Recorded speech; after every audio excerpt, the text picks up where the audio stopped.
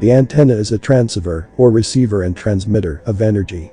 I looked at the human body, and especially the spine, as a transceiver. I believe similar applies to buildings.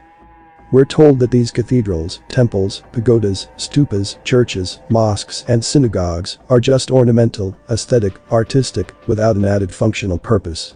To probe this belief, let's first look at modern high-energy generators.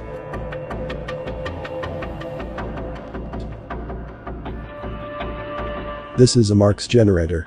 Marx generators generate a high-voltage pulse from a low-voltage DC supply, and they are used in high-energy physics experiments, as well as to simulate the effects of lightning on products, such as power line switchgear and aviation equipment. The generator is a cascaded series of repeated spark gap, resistor, and capacitor stages. These images are from this website, where it says, using high-voltage electricity, a rock can be split apart down to its grains without destroying the precious minerals inside, unlike traditional grinding and mechanical techniques that often ruin the sample. This is a high-voltage generator in Istra, Russia. This photo is in the same location. This is a high-voltage insulator. Let's now compare to ancient architecture.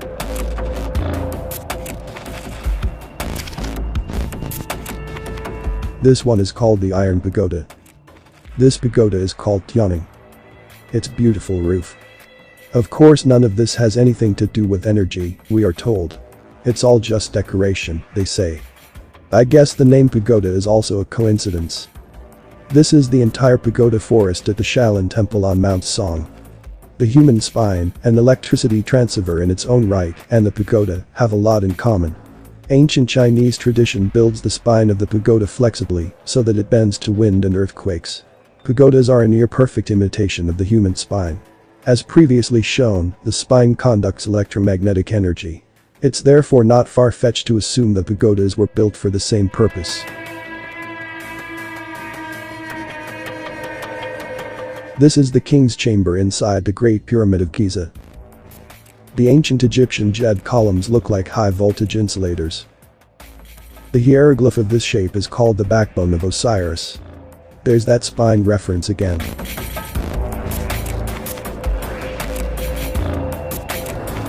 This is a Japanese soren. The word soren means alternating rings. They traditionally top the Japanese pagoda. They are used in both Buddhist and Shinto structures, meaning these two distinct religions were perhaps not that distinct. According to the Wikipedia page, at the top, we find the jewel called Hoju, ancient German for high jewel, which is spherical. It is said to repel evil and fulfill wishes, perhaps because the energy is being sent upwards. It's also found on pyramid roofs and tall poles. The page also says that it can have flames at the top, in which case it is called Kin Hoju. Kin is said to mean flaming. To me, Ka is the ancient word for energy, and En is an abbreviation for energy.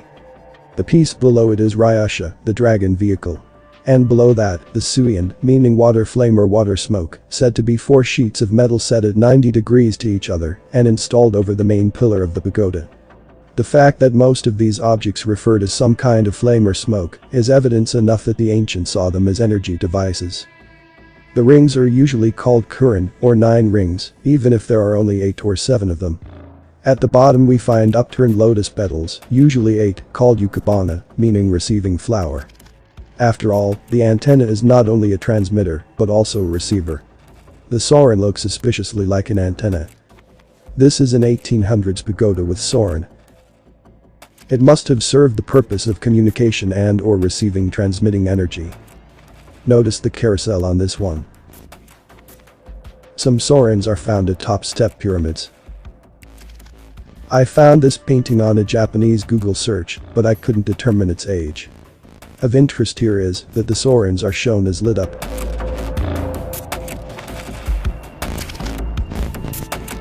I've collected a few Buddhist stupa into one image. Their aesthetic value is good, but it's not a stretch to assume there is also an energy purpose, either as tangible electricity or at the very least spiritual energy. The stupa bottom left and center shows the tradition of threads lined outward from the center. According to some legends, there was a time when these circled the air like carousels, driven by a force inherent to the object. People would come from all over to stand, sit or dance beneath them and be healed, while the threads emanated energy from heaven. Stupas were also made for people to enter and meditate in. This is Tibet in the 1800s. Shwedagon, Myanmar. This image is also in Myanmar. The base of the stupa is a dome, Anda, which represents the dome of heaven that encloses the earth. Obviously a different cosmology than we've been taught in school. On top of it we find the world mountain, from which a mast, or yashti, rises to higher realms. This center pole represents Axis Mundi, the axis of the earth. Atop the mast there are umbrellas, chatras, which stand for the levels of heaven, Devaloka.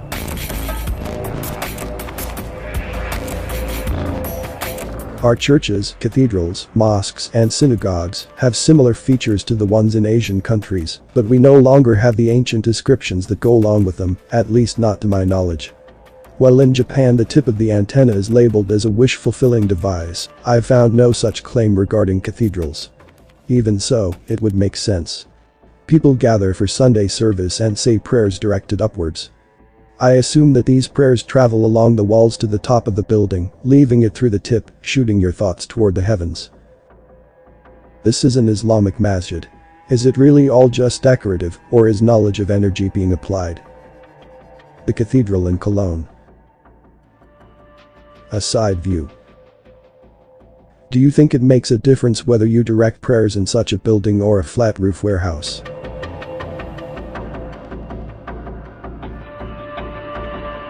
The term Jacob's ladder originates in a dream the biblical prophet Jacob had, in which he saw angels ascending to and descending from heaven. Jacob's ladder was a large tower, some say staircase, connecting heaven and earth. This is a 1700s depiction of Jacob's ladder. The image on the right is remarkably similar to the symbolic meaning of the stupa. We see the tip of the structure touching heaven, or perhaps even the heavenly ocean. A dome is open at top left, and the charge of energy or fire causes sparks to fly and people to fall from the tower. We see various levels, and at the bottom, the hill rock and 4 rivers going into 4 directions of the primordial ocean. Maybe it's no coincidence that there is a modern device in electricity called Jacob's ladder. An article in Popular Mechanics titled How to Build Jacob's Ladder says, it consists of 2 vertical wires, connected by a buzzing electrical arc that slowly travels upward. The science behind a Jacob's ladder is simple. When voltage is applied between conductors, in this case, the 2 wires, electrons on the positive side want to leap to the negative side. To do that, they have to overcome the insulating barrier of air between the wires. If you crank the voltage high enough, the electrons break free and turn the air into plasma. Since plasma is a great conductor of electricity, an arc appears between the wires. My point. All these pointed towers, spires and pillars could probably even today be used to create an enormous amount of energy. Maybe our ancestors knew of a way to harness free energy.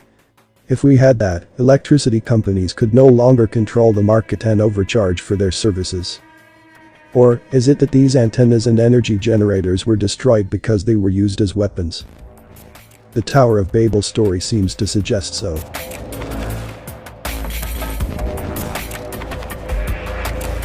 One of the strangest parts of the Bible. Genesis 11 verse 1-9, New King James Version. The Tower of Babel. Now the whole earth had one language and one speech. And it came to pass, as they journeyed from the east, that they found a plain in the land of Shinar, and they dwelt there. Then they said to one another, come, let us make bricks and bake them thoroughly. They had brick for stone, and they had asphalt for mortar. And they said, come, let us build ourselves a city, and a tower whose top is in the heavens. Let us make a name for ourselves, lest we be scattered abroad over the face of the whole earth. But the Lord came down to see the city and the tower which the sons of men had built. And the Lord said, indeed the people are one, and they all have one language, and this is what they begin to do. Now nothing that they propose to do will be withheld from them. Come, let us go down and there confuse their language, that they may not understand one another's speech. So, the Lord scattered them abroad from there over the face of all the earth, and they ceased building the city. Therefore its name is called Babel, because there the Lord confused the language of all the earth, and from there the Lord scattered them abroad over the face of all the earth. The story has always bewildered me. Why would the one who created people in his image and sees them as his children wish to disempower them? But reading the story in full reveals that these people were up to no good.